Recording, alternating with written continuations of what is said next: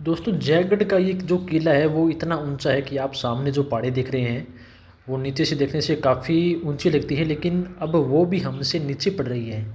और इधर वो आपको सामने सड़क दिख रही होगी, जो वाहन है वो कितने छोटे दिख रहे हैं। तो ऊंचाई का आप अंदाज़ा लगा सकते हैं कि कितनी ऊंचाई पर हम खड़े हैं। और काफ़ी शानदार किला है। और अकेले होगी मेकनू। नमस्कार दोस्तों, चैनल पर आपका फिर से स्वागत है। और हम हैं जयगढ़ दुर्ग जयपुर में। और हम बहुत ऊंचाई पर हैं, तो अभी हम आपको बता रहे थे, दिखा रहे थे आपको। और कुछ यहाँ की चीज़ें और दिखा देते हैं। हम अभी तोप कारखाने से आए हैं अभी, तो ये थोड़ा सा व्यू यहाँ का देख लेते हैं। फिर हम जो तोप कारखाना जो बनाया था, और उसके लिए हम इंस्ट्रूमेंट देखने जाएंगे। और ये पता नहीं शायद भट्टी है या पानी की व्यवस्था है, पता नहीं क्या है ये, कोई एक्सप्लेन करने वाला नहीं है यहाँ पर। ये एक इमारत थी छोटी सी यहाँ पर। और अब हम चलेंगे यहाँ पर। यहाँ पर आपको दिखाएंगे कि जय बाण तोप हो चाहे बजरंग बाण तोप हो, उसको बनाने के लिए कौन कौन से इंस्ट्रूमेंट काम में लिए जाते थे। तो यहाँ पर है भट्टी के औजार, जो भट्टी होती है उसके औजार है यहाँ पर।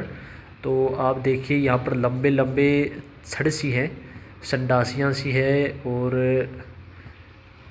गड्ढे पड़े हैं यहाँ पर। और मेरे साथ साथ देखिए आप। और ये एक वैसा सांचा भी यहाँ पर पड़ा है, जो हमने पिछली वीडियो में देखा था। जय बाण तोप बनाने के लिए या फिर बजरंग बाण तोप बनाने के लिए या छोटी छोटी तोपें बनाने के लिए ऐसे सांचे उपयोग में ले जाते थे। और इधर आप देख पा रहे होंगे इन औजारों के सिरों पर। तो ये जो सारा इलाका है ये सब औजारों से भरा पड़ा है। और इसमें आप देखिए कि लठ पड़े हैं बड़े बड़े, पेड़ों के शायद बड़े बड़े हिस्से हैं, लंबी लंबी लकड़ियाँ पड़ी है यहाँ पर। तो आप देख सकते हैं।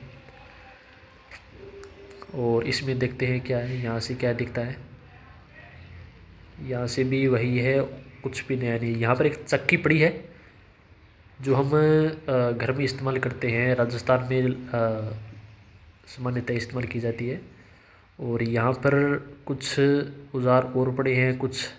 यहाँ पर अगर आप एक चीज़ देखेंगे तो ये जो औजार हैं इनके स्पेशल कोण हैं।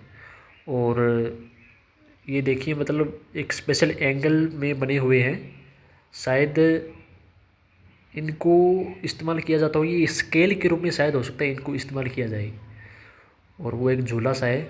और ये भी देखिए, ये अब यहाँ पर देखिए ये कोण के लिए है, कोण बनाने के लिए, या फिर बढ़ई की औजार यहाँ पर लिखा हुआ है।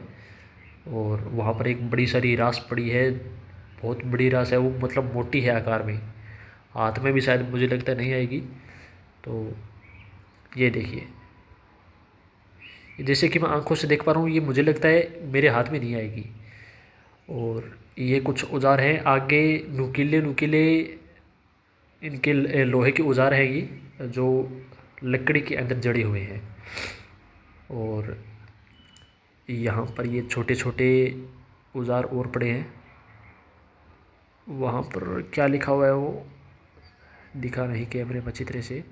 लोहार खाने का सामान, ये लोहार का सामान है। आप देखिए इनको अच्छी तरह से, छोटी छोटी छोटी छोटी चीज़ें हैं बिल्कुल ही। और बहुत अच्छी तरह से सजाई गई है।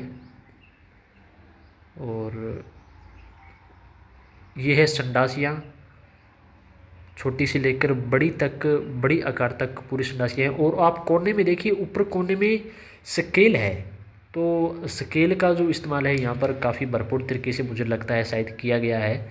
दोनों कोनों में स्केल दिए गए हैं, आप ध्यान से देखें तो। नीचे भी है, चारों कोनों में स्केल दिए गए हैं। और ये भी कोई औजार है। ऊपर वो अलग चीज़ है, एक एक गड्ढा पड़ा है, तांबे का है वो। और ये है आपका, ये एक सूर्य चिन्ह पड़ा है आपका। और वस्त्र है। और ये है खराद मशीन।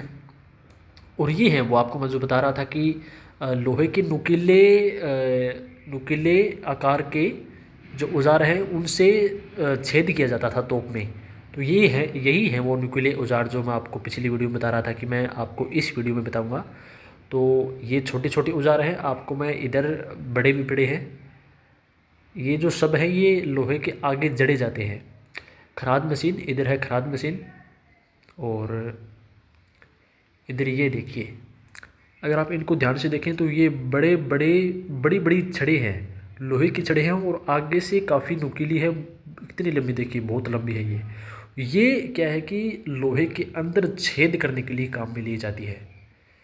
देखिए कितनी बड़ी है। और वो मॉडल आप देख पा रहे हो, मॉडल तोप कारखाने का। यहाँ से आपको मैं समझाऊंगा कि किस प्रकार से मॉडल जो है वो काम करता है। तो आप देखिए कि आगे वाला जो घुर्णी जो ऊपर आपको दिख रही है वो घुर्णी हमने पहले देखी थी। इस पार्ट को मैं यहाँ पर मैं जोड़ देता हूँ। तो ये पिछली वाली वीडियो का पार्ट है। तो आप देख पा रहे होंगे वो सामने जो घुर्णी है, अब दोबारा देखिए यहाँ पर, वो इस मेज़ के जो आगे वाली घुर्णी है वो आपको दिख रही होगी, वो इसके सेम है। ठीक है। अब इस घुर्णी के पीछे जो छोटा सा लकड़ वाला जो पार्ट है, आप देख पा रहे होंगे छोटी छोटी 4 डंडियाँ लगी हुई है वो ऊपर स्पार्ट।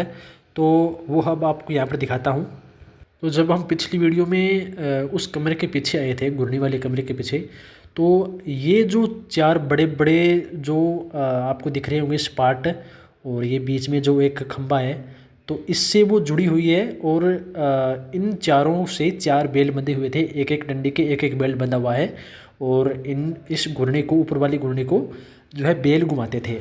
अब इसके नीचे है ना, ये जो बेल घुमाने का जो एरिया है, इसके नीचे अंडरग्राउंड में एक संरचना दी गई है जो कि हमें यहाँ पर दिख नहीं रही है। तो वही संरचना अब आपको इस मॉडल पर आपको दिखाता हूँ मैं। अब यहाँ पर आपको घुर्णी के ऊपर वाला और जो पीछे जो बेलों के द्वारा जो घुमाने वाला पार्ट आपको समझ में आ गया होगा। अब नीचे से देखिए, अब यहाँ से आपको मैं दिखाता हूँ। नीचे से देखिए, जब बेल ऊपर वाली उस घुर्णी को घुमाते हैं तो नीचे ये एक गरारी युक्त, मतलब एक नीचे घुर्णी लगी हुई है, और वो आगे वाली उस घुर्णी से जुड़ा हुआ है जो एक सापट से जुड़कर आगे वाले जो ऊपर जो हमें घुर्णी दिख रही है आगे वाले कमरे में, उससे जुड़ा हुआ है। उम्मीद करता हूँ समझ में आ गया होगा। अगर वीडियो आपको पसंद आई है तो प्लीज़ वीडियो को लाइक करिए। और ये जो सुरंग आपको दिख रही है ये जयगढ़ में स्थित एक सुरंग है, और चैनल पर और भी जयगढ़ की और नाहरगढ़ की वीडियो है, वो जाकर देख लें। Thank you.